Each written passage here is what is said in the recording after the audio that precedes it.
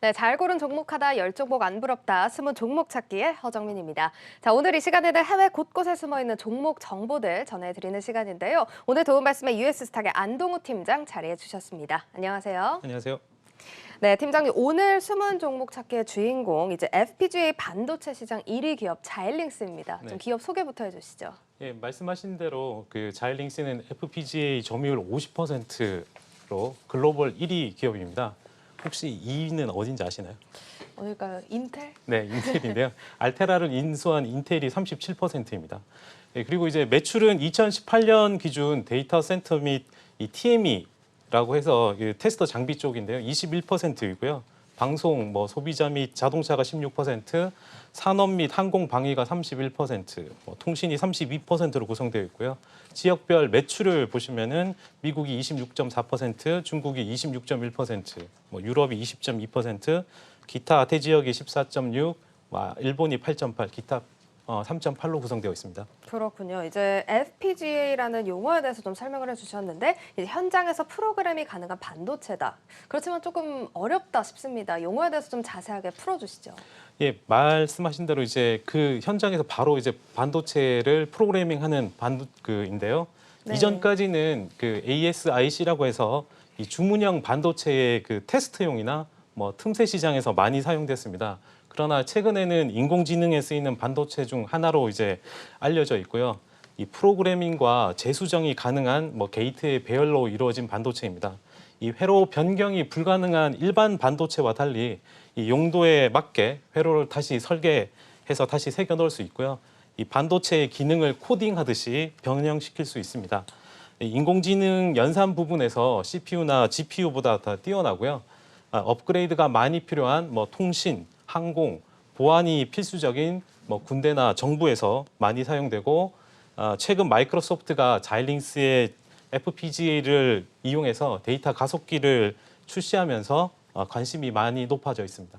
네, 그렇군요. 일반 반도체와는 달리 이제 반도체 회로를 수정할 수 있다는 게 좀 가장 큰 장점인 것 같은데요.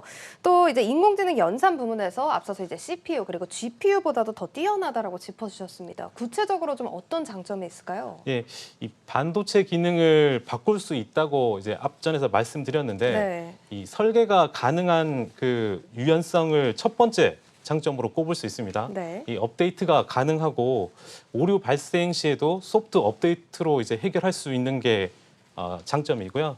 이 알고리즘에 따라서 프로세싱이나 병렬 속도를 개선할 수 있다는 게 장점으로 꼽을 수 있고 두 번째 장점으로는 저전력 설계를 들 수 있습니다.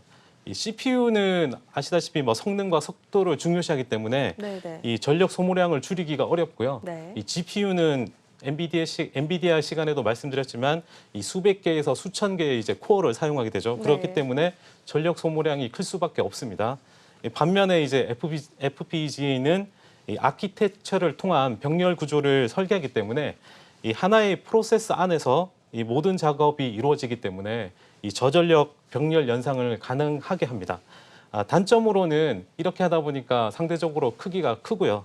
이 초기 비용이 많이 들고 이 프로그램에서 사용하는 언어가 상당히 어려운 편입니다. 네, 이렇게 장점과 단점을 이야기해 주셨는데 장점 첫 번째로는 이제 유연성 그리고 네. 저전력 설계가 가능하다 이렇게 장점을 짚어주셨고 다만 단점으로는 이제 크기가 크고 또 초기 비용이 많이 들고 언어가 어렵다 네. 이렇게 짚어주셨습니다. 그렇다 보니까 이런 장단점을 가지고 있다 보니까 인공지능에 많이 활용된다고 하던데요. 네, 이 AI는 어차피 그 많은 연산 능력이 필요한데요.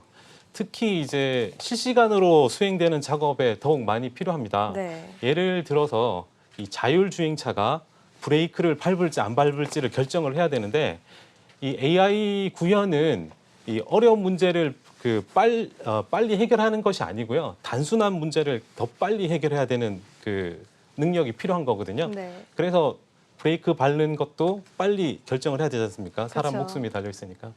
예, 그래서 이제 자일링스의 그 버셜이라는 이름을 가진 네. 적응형 컴퓨팅 제품 카테고리에 속하는 그 ACAP라는 칩이 있습니다. 네. 이것을 통해서 AI를 한 단계 지금 더 끌어올리고 있고요. 이 칩은 다수의 FPGA와 메모리, 그다음에 디지털 시그널 프로세싱이라는 DSP, 그다음에 CPU 및 이 소프트웨어 프로그래밍이 가능한 이 컴퓨팅 엔진을 네트워크에 연결된 단일 칩, 즉 NOC에 결합시키는 겁니다. 그래서 엔비디아 시간에 소개해드렸던 인공지능 추론에 적합한 칩이라고 보면 될 것 같습니다. 네, 이제 자이링스가 이제 ACAP 앞서서 짚어주신 이 칩을 통해서 이제 인공지능 분야 좀 성장을 모색하고 있다 이렇게 좀 이해를 해볼 수 네. 있을 것 같은데요. 이런 가운데 이제 CEO 빅터 팬 같은 경우는 이제 데이터 센터 퍼스트라는 핵심 전략을 강조했다고 합니다. 어떤 의미일까요? 네, 이 현재 데이터 시장은 인텔과 엔비디아가 이끌고 있죠. 네. 이 자이링스는 2021년까지 데이터 센터 부문 매출을 5억에서 6억 달러까지 늘리는 것을 목표로 하고 있고요. 2023년까지 10억 달러 이상을 목표로 하고 있습니다.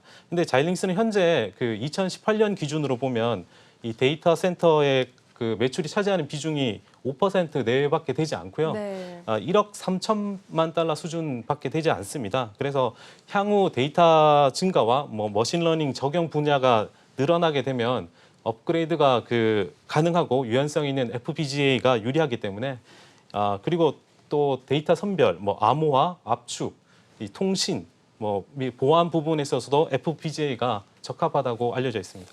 네, 그렇다면 이제 투자자 입장에서는 또 실리를 또 따져봐야 하지 않겠습니까? 금요일 종가 이제 94달러 선에 마감이 됐습니다. 주가 흐름 좀 짚어주시죠. 예, 이 화웨이의 제재에 따른 수출 중단으로 이제 많이 빠졌고요. 네. 그다음에 5G 관련 기업들의 실적이 예상치를 하회하면서 빠졌는데 최근엔 또 이제 CFO 사임이 있어서 또 단기적인 악재가 상당히 많았습니다. 근데 이제 미 정부가 화웨이에 대한 제재를 일부 완화를 했고 데이터 센터 투자가 이제 개선 중에 있기 때문에 네, 그리고 이제 그 파운드리 업체들 실적이 또 개선되는 모습이 보이고 있어서 그렇죠. 네, 데이터 이런 부분이 자이링스에 긍정적 영향을 줄 것으로 기대하고요. 네. 밸류에이션 측면에서 보면 2020년 예상퍼가 약 24배 수준이니까 과거 최악일 때 수준보다 지금 더 하락해 있는 수준이기 때문에 주가 측면에서도 부담이 없습니다.